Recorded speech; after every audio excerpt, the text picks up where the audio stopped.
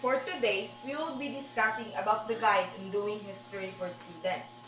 So this chapter teaches us how to do historical research, maybe online from libraries and archives, life histories and biographical research, local and oral history of their museums and shrines. Let us start with the first tool that any students nowadays would use to do research, the internet. The primary means by which anyone would find any information that they need in just a click. With these, students can access information from various resources in so-called cyberspace.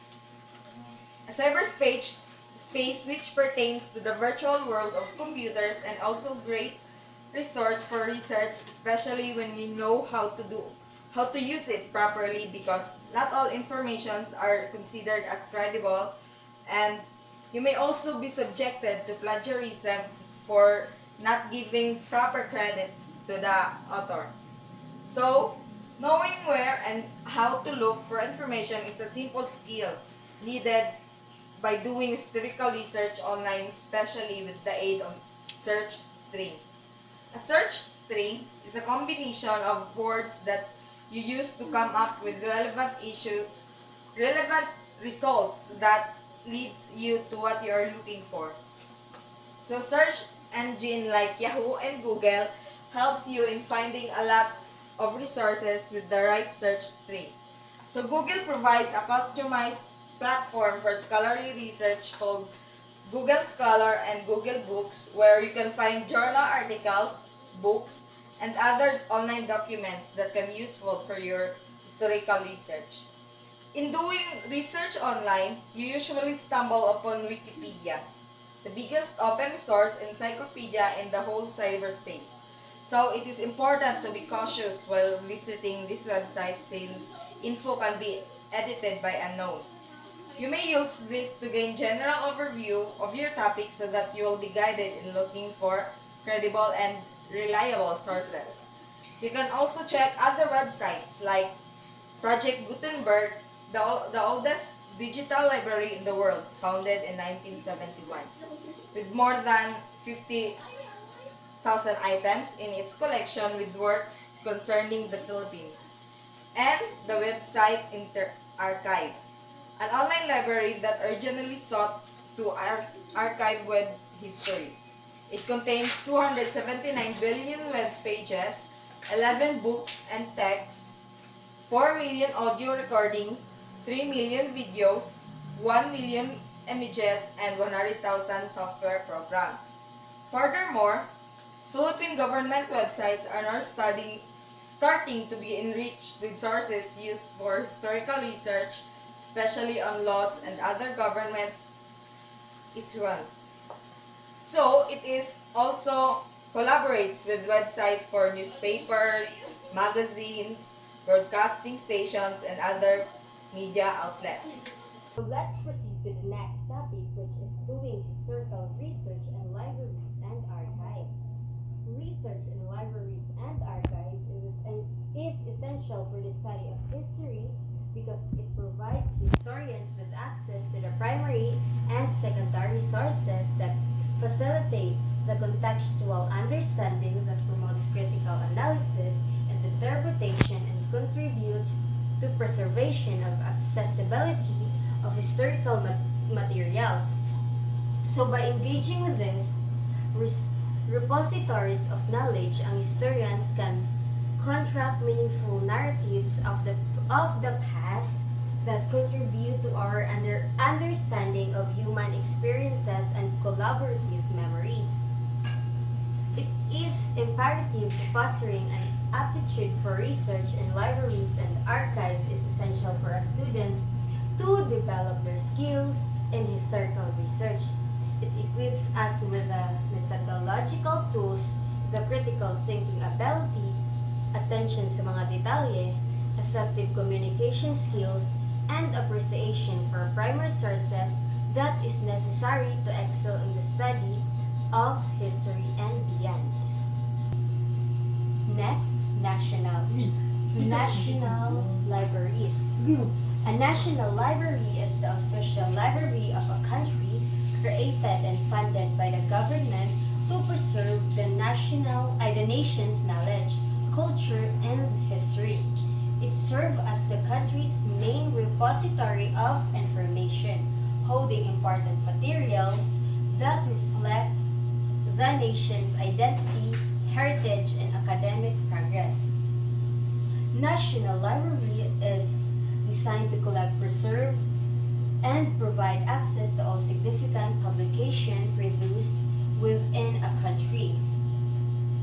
These include books, newspapers, magazines, research papers, government documents, maps, manuscript, and even digital materials. Many national deposit which requires publisher to submit copies and every publication they produce. This ensures that the nation keeps a complete record of everything written or created within its borders. National libraries are not like regular public libraries where people borrow books for everyday reading. Instead, they function as a research center, archives, and guardians of cultural memory. They often house rare and historical materials such as ancient manuscript, important government records, old newspapers, first editors of first editors of famous books, and other documents that must be preserved for future generations. These libraries also play a major role in supporting researchers, historians, scholars, and government officials by providing trusted resources and well-preserved records. Next is the private libraries is a collecting books, documents, and other learning materials that is owned and managed by an individual, a family, or an organization rather than by the government or the community. Unlike public libraries, which are open to everyone, private libraries have limited access and are usually created for specific purposes, interests, or professions need. Private libraries can vary widely in size and purpose, are small collection in a person's name built over many years out of personal passion for reading or collecting rare books. Others are large professionally managed libraries owned by institutions such as law firms, medical groups, businesses, research centers, or religious organizations. In these settings, the private library becomes a specialized knowledge center that supports the works, studies, or decision making of the people within the organization. Third, what is life history? Life history is a detailed story or record of a person's entire life from birth to the present based on their own memories, experiences, and personal perspective. Example, ang kanang life ni Dr. Jose Rizal. Example ani is Dr. Jose Protasio Rizal Mercado e Alonzo Realonda was born on June 19, 1861 in Calamba, Laguna, Philippines. He was the seventh child of Francisco Mercado and Teodora Alonso, a well-educated and respected family. Next, biography. What is biography? A biography is a detailed written account of a person's life created by someone else. It tells the story of a person's experiences, events, struggles, and the events that shape who they are. Biography aims to give readers a deeper understanding of a person's character, motivations, and contribution to society. Biography usually starts with a person's early life, where they were born, their family backgrounds, childhood experiences, and education. It then follows their journey as they grow up, make choices, face challenges, and accomplish important things. This can include their career, relationship, successes, failures, and significant turning points. Biographies rely on fact. So the writers uses interviews, letters, diaries, documents, photographs, and other sources to accurately represent the person's life. They often include historical context so readers understand the time, period, and environment the persons lived in. Next, what are biographical research methods? So biographical research methods involve collecting and analyzing personal life stories instead of just using number or statistics. These methods use qualitative data, meaning information from real experiences, memories, and narratives. The goal is to understand how a person's life events shape who they are and how their personal story reflect longer social issues. And lastly, the purpose of biographical research. The purpose of biographical research is to understand a person's life experiences in depth and to explore how those experiences shape their identity, behavior, and view of the world. Let's proceed to the autobiography. So what is autobiography? A self-written account of a person, life offering first-person perspective on the author's journey, thoughts, and emotions. It differs from a biography, which is written by someone else. Types of autobiographies includes traditional autobiographies, memoirs, autobiographical novels, personal essay, confessional autobiographies, travelogues, and spiritual autobiographies. Each type offers a unique approach to narrating life stories, providing different lenses through which readers can understand the author's experiences.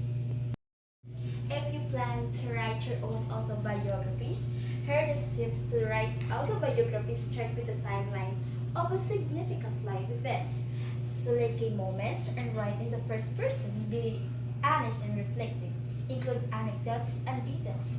And edit and revise your work. Starting an autobiography can be challenging but is crucial for capturing the reader's attention. So here are the famous autobiographies include The Diary of a Young Girl by Anne Frank. So writing an autobiography is a rewarding process, allowing individuals to share their unique life stories. Every life story is worth telling and can offer valuable insights and inspiration to the readers. So now, let's proceed to the local and oral history. So, oral history is a collection and study of historical information about individuals, families, important events, or everyday life using audio or video recordings, transcript, and interviews. These interviews are conducted with people who participated in our in or witnessed the events, providing first-hand accounts and personal perspective that enrich our understanding of a past. The goal is to preserve these narratives, analyze their historical significance, and make them accessible for future research and education. And the local history is an study of the past within a specific geographical area, such as a town, city, country, region, or even in a neighborhood. It's good beyond general historical narratives to explore the unique events, people, institution, and development that have shaped a particular community. This field of study provides a rich understanding of how local areas have evolved over time and how they fit into the borders. Context of regional, national, and global history. So the differentiate of oral history and local history, because the oral history is witness of the past events, which is the video recording or the audio recording of the past event happened. So, and the local history is where the where the area where the past event created in that particular area, which is the town, city, or your regional. So, why is visiting shrines and museums is important in study of history? It, Visiting in shrines and museums is a very important, especially in study of history, because to prove what happened in the past events and gain more to sustain your knowledge about history